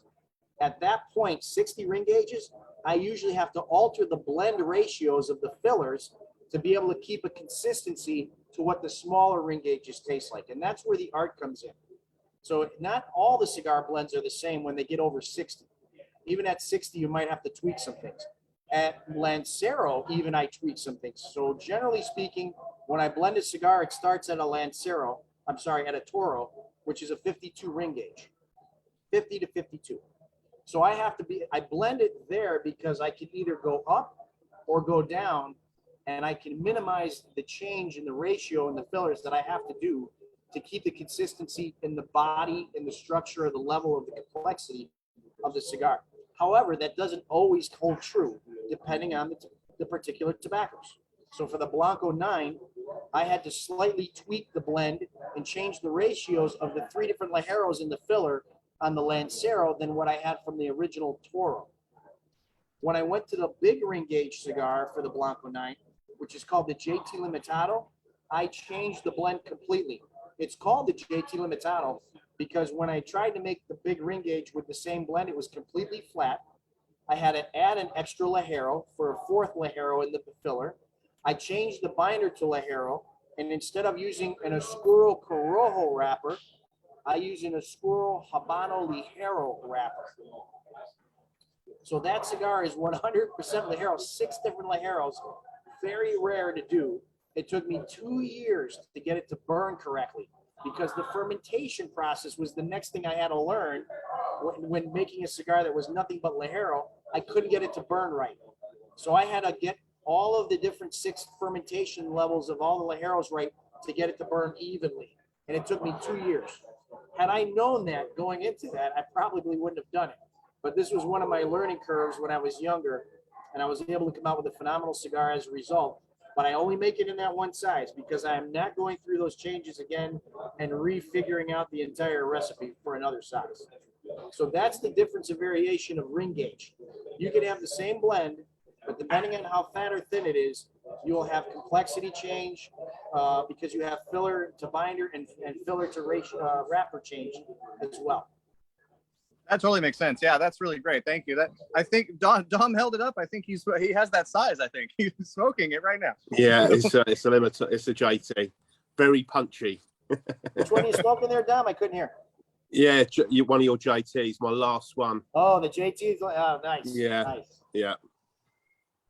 That's great. Great answer. So that's interesting. I could play the devil's advocate a little bit then. So why do you suppose then it is right now that Toros are so popular? I like a Robusto. I feel like maybe like you're saying it's smaller, so there's that the flavor component, but I feel like it lasts just as long. What is it you think about that? So you're in the majority of the cigar smokers in the world. The 3 most popular sizes industry-wide are Robusto, Toro, and 6x60. A lot of it has to do with the mentality of, if I may use another analogy, a cup of coffee. when you go to order a cup of coffee, you get a small, medium, or large. That's pretty much what those 3 sizes are. It also has to do with the time you have to smoke. And the last one, it has to do with the taxes that you're subject to. In England, for example, they generally don't smoke large ring gauge cigars because the tax is by weight. So they smoke smaller cigars. So they'll buy more frequently, but they'll buy them smaller because the taxes are less. But Robusto, Toro, and 6x60, that is the majority of the cigar smokers in the industry. Cool. Thanks again. Cheers. You're welcome. You're welcome, Brian. Cheers. Well, David, what an interesting array of questions, guests, and so many different topics that we covered today. Well, obviously, we want to be respectful of everybody's time, in particular your time, still being stuck here with us and stuck at the lounge. But we appreciate all the time that you're taking and No worries. No worries. joining us today and answering so many questions. Before we wrap things off, give us a little bit of an outlook. Give us a little bit of your perspective on the second half of 22, what we can still expect from the industry as a whole, and maybe you can very briefly recap the one question that Macy had for you regarding alternative packaging, because that could be a very interesting topic moving forward for the entire industry. So give us a little bit of your crystal ball insights here before we go. Sure. So it's going to be an interesting year. I don't think, as you mentioned yourself, Reinhard, it's going to be hard to predict because the political forces at will be changing this year, particularly in the United States in November with our elections here, and that is going to determine a lot of the way the world goes. I hate to sound over grandiose, and I don't want anybody that's from overseas to feel that we think we're more important than we are in the United States. However, the economy here drives a lot of the market in the rest of the world. I was just looking at the euro, and the euro is almost equal to the dollar again. So there's, the way our economy goes here is indicative of how the rest of the world will go in a certain direction or not. That being said, I'm optimistic because I am a glass half full guy, and I believe that I believe in physics. And what I mean by that is that at this particular time in the world, in a lot of different genres of economics, politics, and military issues, the pendulum is over here, and you can't fight physics. Inevitably, the pendulum swings back. And I think what we're about to see in November, after the past year and a half to 2 years of complete, utter chaos and ineptitude in a lot of areas, in a lot of the world, not just the United States government, I think that the voters are going to have a say here in particular, and then I think others will follow as well. For example, the Prime Minister in the UK just recently was forced to resign as well. There are changes afoot in many countries that I think will change the dynamics of economics, political situation, and demographics with regard to immigration. Because the United States is not the only country that has immigration issues. Europe also has them as well. So I think things will change for the better because the pendulum has gone in one direction for so long so far. And I'm optimistic about my particular industry with regard to the European market, primarily, as I mentioned before, because of what's going on with the Habanos distribution. So I think the future is bright. It's brighter than things are right now. And I hope to God, knock on wood, I'm sitting on a wooden desk, that in fact bears out in reality. Now, all I can ask is those of you here in the United States, please vote. And I would say vote often because I'm from Chicago, but at least vote once.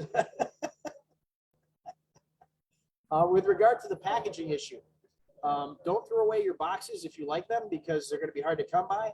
Some alternative packaging options that manufacturers are going to be looking into in the future if things continue to get worse are bundle refills for retailers, obviously, which is why we're telling our retailers refill the empty boxes on the shelf.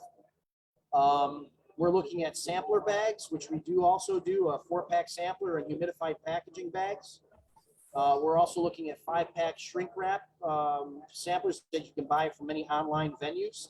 Carton boxes are another option as well, things that can be made without using mass amounts of wood. But all of the above are going to continue to be looked at and expanded on if this problem continues with material, labor costs, and worker shortages for that fact.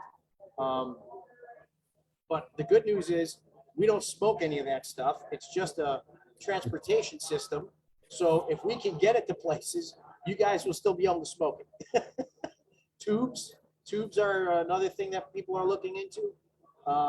Again, we're coming up with all kinds of interesting concepts. So. And it's always in tough times when people start to get creative and people start to find new ideas. So I'm very glad to end on a high note and such a positive outlook. And despite challenging times and everything that's going on in the world, we're here. We're united. My grandfather once told me. Sorry, I didn't mean to interrupt you, but my grandfather once told me, "This too shall pass." And we all need to remember, in the darkest of times in our histories, we have seen much worse times than this. We have seen depressions. We have seen world wars. In Ukraine, they had Chernobyl. I mean, bad things have happened that look like we would never get through them. Civil wars. But we too shall survive and get through this. We just have to do it as a community, and a culture of the cigar community is worldwide. Support each other, as we spoke with Oleg, and we just hold each other's hands and get through it and smoke a cigar and smile until we get there. But have each other. Be kind to each other, guys. I couldn't think of a better way to close today's session, David. So many thanks for joining us. Thanks for what you shared with us. All the best to you, the family, and to everybody watching. Be safe, be well, and we very much look forward to seeing you again next week. We will have the amazing Didier Huvenagel joining us, talking about his new book, The Cigar from Soil to Soul, about his various different cigars like Furia, La Preferida, La Ley, and he's a wonderful gentleman of the cigar industry, probably a bit more behind the scenes. So for some of you watching us, this might be a first to get introduced to Didier, but please join us for the session next Wednesday. And again, thanks for David Blanco for today's show. Until next time, be safe, be well, and light them up. Thank you, everybody. Goodbye. Thanks, guys, and stay smoky. Thank you. We'll Great see you out show. there. God bless. God bless. Cheers. Bye. Awesome show.